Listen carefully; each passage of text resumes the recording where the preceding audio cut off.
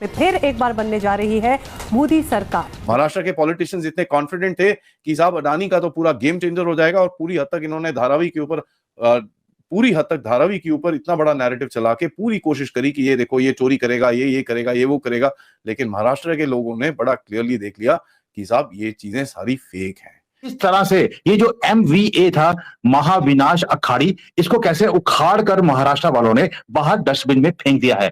और विक्ट्री भी इतनी थंपिंग है कि इनको कुछ भी करके, जो ये कह रहे थे कि अजीत पवार एक वो बनेगा, नेगोशिएट करने का एक बैसाखी बन जाएगी, वो भी उठाकर फेंक दी है। भारत के मुसलमान हो या भारत के अछूत हो या भारत के क्रिश्चियंस हो या भारत के लिबरल्स हो या भारत के सेकुलर लोग हो, वो नेचुरली इस रिजल्ट पे अपसेट होंगे। झारखंड है जहां पर जो इंडिया अलायंस है, जैसे कि JMM हो गया और कांग्रेस हो गई, जिन्होंने साथ मिलकर चुनाव लड़ा था, वहां पर वो जीत गए हैं। लेकिन महाराष्ट्र के अंदर आप देखोगे तो बहुत बड़ी सुनामी आई है। नो डाउट यहां पर जो बीजेपी, शिवसेना और जो अजीत पवार की पार्टी है NCP, उन्होंने मिलकर अगर आप देखिए तो 2/3 से ज्यादा मेजोरिटी हासिल की है। वो अपने आप में बड़ी बात है। फ्रंट वॉर बाइडेन ने शुरू करवा दिया है अमेरिका और भारत के बीच में। अडानी तो बहाना है। अडानी को टारगेट करने का मतलब है आपने स्टॉक मार्केट को टच कर दिया, राहुल गांधी को मुद्दा दे दिया, उसे भौंकने की आपने परमिशन दे दी। जो solar energy corporation of India है, उसके चीफ की तरफ से भी एक स्टेटमेंट आ गया कि साहब हमने तो जो भी है, जो भी 2-3 दिन हो गए अब यार केस फाइल हुए हुए, ये केस फाइल तो 21 तारीख अक्टूबर को फाइल हुआ था, हम तो अभी नवंबर में बैठे हैं, हमारे पास एक भी डॉक्यूमेंट ऐसा कुछ आया नहीं है, और हमने इंटरनल इन्वेस्टिगेशन करके ये चीज देखी है और हमको कोई भी ऐसी चीज नहीं मिली है जहां पर अडानी के ऊपर किसी तरह का रॉन्ग डूइंग या कोई ऐसी तरह की। यहां पर अगर आप ध्यान से देखिए, जो महायुति है, जो 288 सीट्स में से 200 से ऊपर अगर आपकी सीट्स आ रही है, मतलब आपने स्वीप किया है बहुत बड़े। नमस्कार दोस्तों, आज महाराष्ट्र और झारखंड के विधानसभा चुनाव के रिजल्ट आ रहे थे। महाराष्ट्र में फिर से एक बड़े बहुमत के साथ बीजेपी की सरकार बनने वाली है, और इसी के साथ ही फिर पाकिस्तान में रोना पीटना शुरू हो गया। इनका रोना पीटना शुरू हो गया कि भाई फिर से बीजेपी जीत गई है, मोदी जीत गई और मोदी सरकार आ रही है। अब इन लोगों को कौन समझाए कि भाई भारत के इलेक्शन से इनका क्या लेना देना है, लेकिन इनकी सारी सोच इसी पे जाके खत्म हो जाती है कि एक हिंदूवादी पार्टी भारत में जीत रही है और कांग्रेस जो कि इनका सपोर्ट करती थी वो अब हार रही है या लोग उसे स्वीकार नहीं कर रहे हैं। कांग्रेस के समय पाकिस्तान को बहुत फायदा होता था। भारतीय नोट जो थे बड़े धड़ल्ले के साथ पाकिस्तान में छापे जाते थे और पाकिस्तान की पूरी इकोनॉमी भारत की इकोनॉमी पे चल रही थी।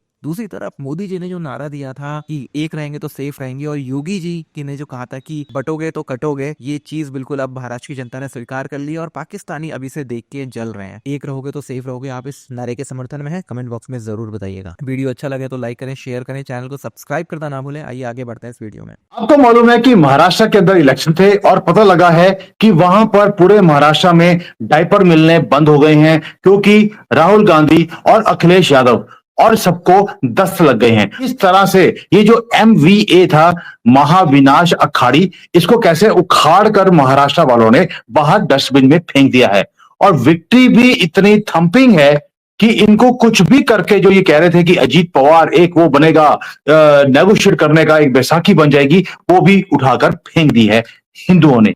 ये सनातनियों का काम है, जब अपनी आई पे आते हैं तो किसी को छोड़ते नहीं है।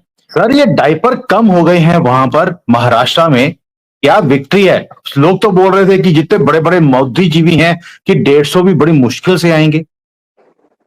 सर मैं एक चीज खुशखबरी के साथ कहना चाहता हूं कांग्रेस के लिए कि प्रियंका गांधी जीत रही है वायनाड से, तो उनके लिए एक बहुत ही अच्छी खुशखबरी है कि पार्लियामेंट में हमें अभी 2 गांधी देखने को मिलेंगे, राहुल गांधी और प्रियंका गांधी। और प्रियंका गांधी मेरे हिसाब से सूनर और लेटर कांग्रेस की अध्यक्षा भी बन सकती है। और इसी के साथ हम सुन देखेंगे कि शायद रॉबर्ट वडेरा भी कहीं से 2 चुनाव जीत के सेफ सीट से पार्लियामेंट में आ जाएंगे। और इसी हिसाब से लग रहा है कि राहुल गांधी का पॉलिटिकल कैरियर का सनसेट चालू हो चुका है। तो ये एक बात कांग्रेस के जो सपोर्टर्स है वो लोग चेयर कर सकते हैं। सेकेंड, एक और एक चीज है कि झारखंड में JMM और कांग्रेस का अलायंस जीत रहा है और बीजेपी को अराउंड 30 सीट्स मिली है, कांग्रेस और JMM को 50 सीट मिल रही है। इसका मतलब ये है सर कि कहीं ना कहीं वहां पे चूक हुई है बीजेपी के साथ। बीजेपी ने जिस हिसाब से जो हेमंत सोरेन को पकड़ा था, उनको गिरफ्तार किया था, मतलब बहुत महीनों तक उनको जेल में रखा था, तो ये ट्राइबल वो बोलते हैं विक्टिम कार्ड वो खेल चुके हैं। तो coming to Maharashtra, sir Maharashtra में तो अप्रत्याशित जीत भाजपा को मिली है और अभी देखा जाए ट्रेंड्स इस हिसाब से बता रहे हैं कि उनको अराउंड 220 सीट्स मिल रही है, 220 plus seat for the Mahayuti. Maha Vikas Aghadi को 60 सीट के करीब मिल रही है। सर इस इलेक्शन में एक चीज ध्यान रखनी पड़ेगी कि बहुत हद तक इसमें प्रचारक, स्वयंसेवक, आरएसएस के जो लाखों लोग हैं जिन्होंने काम किया है, उन्होंने इंश्योर किया था कि लोग मतदान क्षेत्र तक केंद्र में आके अपना मतदान दे। वो बहुत इंपॉर्टेंट था सर। लोकसभा में भी हमने देखा था कि स्लोगन चल रहे थे, सबका साथ सबका विकास, मोदी है तो मुमकिन है। पर सर वो इतना नारा इतना कुछ ज्यादा एंथुसियास्टिक नहीं था कि लोग आके वोट करें। पर इस बार इन्होंने वोट किया है और ये चमत्कार हुआ है कि जो ग्राउंड पे जो स्वयंसेवक है, प्रचारक है, उन्होंने काम किया है। बीजेपी के जितने भी आईटी सेल के जो लोग हैं उनको समझ में आ गया होगा कि आप एयर कंडीशन रूम में बैठ के आप कितने भी प्रोजेक्शन दो, वो सब कुछ काम का नहीं आता जब तक आपका वोटर आता नहीं है मतदान केंद्र। और इस बार 66.05% वोटिंग हुई है, मतलब सबसे हाईएस्ट वोटिंग हुई है पिछले 25-30 साल में। ऑपोजिशन पार्टीज की तरफ से काफी करीब 6-8 महीने से ये चीजें चल रही हैं कि साहब हमारी इकोनॉमी जो है, ये शेयर मार्केट जो है, ये सब फेक है, ये सब गिरेगा, ये होगा, वो होगा, काफी कुछ चल रहा था। आप सबको पता है अडानी के ऊपर काफी हद तक अटैक चल रहा था और इसी बीच महाराष्ट्र का इलेक्शन भी था और अडानी और महाराष्ट्र के बीच में काफी कनेक्शन है क्योंकि धारावी का जो प्रोजेक्ट है वो जाने वाला था अडानी के ऊपर। तो अडानी के ऊपर इन लोगों ने पूरा अटैक करा और उसके बाद महाराष्ट्र का आज इलेक्शन का रिजल्ट आ गया है और रिजल्ट आ रहा है, मतलब अभी इस टाइम पे चल ही रहा है, लेकिन जो ट्रेंड्स अभी इस टाइम पे दिख रहे हैं भैया, वो तो दिखता है कि मोदी साहब की पार्टी ने तो क्लीन स्वीप मार दी है वहां पर। तो जितना भी नैरेटिव चलाने की कोशिश की गई वो सब फ्लैट पड़ गया। As a matter of fact यहाँ पर SECI जो solar energy corporation of India है उसके चीफ की तरफ से भी एक स्टेटमेंट आ गया कि साहब हमने तो जो भी है, जो भी 2-3 दिन हो गए अब यार केस फाइल हुए हुए, ये केस फाइल तो 21 तारीख अक्टूबर को फाइल हुआ था, हम तो अभी नवंबर में बैठे हैं, हमारे पास एक भी डॉक्यूमेंट ऐसा कुछ आया नहीं है और हमने इंटरनल इन्वेस्टिगेशन करके ये चीज देखी है और हमको कोई भी ऐसी चीज नहीं मिली है जहां पर अडानी के ऊपर किसी तरह का रॉन्ग डूइंग या कोई ऐसी तरह की ब्राइबरी का जो चीजें आ रही हैं, ये सामने ऐसा कुछ भी हमको दिखता नहीं है। यहाँ पर देखिए कल रात तक तो ऐसा चल रहा था कि पूरी तरह से यहाँ पर बोला जा रहा है कि मोदी जी के जितने भी फॉरेन ट्रिप्स हैं वो तो डिप्लोमेटिक मिशन से कम अडानी के मिशन ज्यादा हैं। और यहाँ पर मैं एक चीज पूछना चाहूंगा साहब, अडानी इस टाइम पे आपकी स्ट्रेटेजिक विजन को, जो आपके पोर्ट पॉलिसी है, पोर्ट लेड डेवलपमेंट की आप बात करते हैं इंडो पैसिफिक में, उसके अंदर अपना पैसा लगा रहा है। तो यार ये कोई पहली बार है क्या कोई जो प्रेसिडेंट है, प्राइम मिनिस्टर है किसी देश का, वो कभी जाके अपने इंडस्ट्रियलिस्ट को प्रमोट कर रहा हो? सिर्फ अडानी को नहीं, कितने लोगों को प्रमोट करते हैं भारत के प्रधानमंत्री?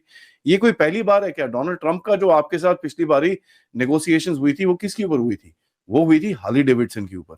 तो ये कोई नई चीज नहीं है कि अपने इंडस्ट्रियलिस्ट को प्रमोट कर रहा है कोई अपना प्राइम मिनिस्टर या अपना देश के कोई लीडर्स हैं जो अपने इंडस्ट्रियलिस्ट और अपने जो टाइकून, बिजनेस टाइकून है, उनको प्रमोट करते हैं। यहाँ पर अंबानी जी को भी प्रमोट किया गया है, मित्तल जी को भी प्रमोट किया गया है, सबको प्रमोट किया गया। लेकिन ये अडानी पे जो जीरोइंग होती है ये इसलिए होती है कि कहीं ना कहीं अडानी के पास इस टाइम पे ऐसे ऐसे स्टॉक्स हैं और ऐसी ऐसी जगहों पे उसका कॉन्ट्रैक्ट है जहां पर गहरे राज्य तो ठीक है, चाइना की भी इंटरेस्ट के ऊपर काफी हद तक पैर रखा गया है। तो जब मैं बोलता रहता हूं कि साइनो वहाबी लेफ्टिस्ट जो है उनका इंटरेस्ट साथ में मिलता है, तो आपको ये चीज समझ में अभी इस टाइम पे बड़ा क्लियरली दिखती है। महाराष्ट्र के पॉलिटिशियंस इतने कॉन्फिडेंट थे कि साहब अडानी का तो पूरा गेम चेंजर हो जाएगा और पूरी हद तक इन्होंने धारावी के ऊपर इतना बड़ा नैरेटिव चला के पूरी कोशिश करी कि ये देखो ये चोरी करेगा, ये करेगा, ये वो करेगा।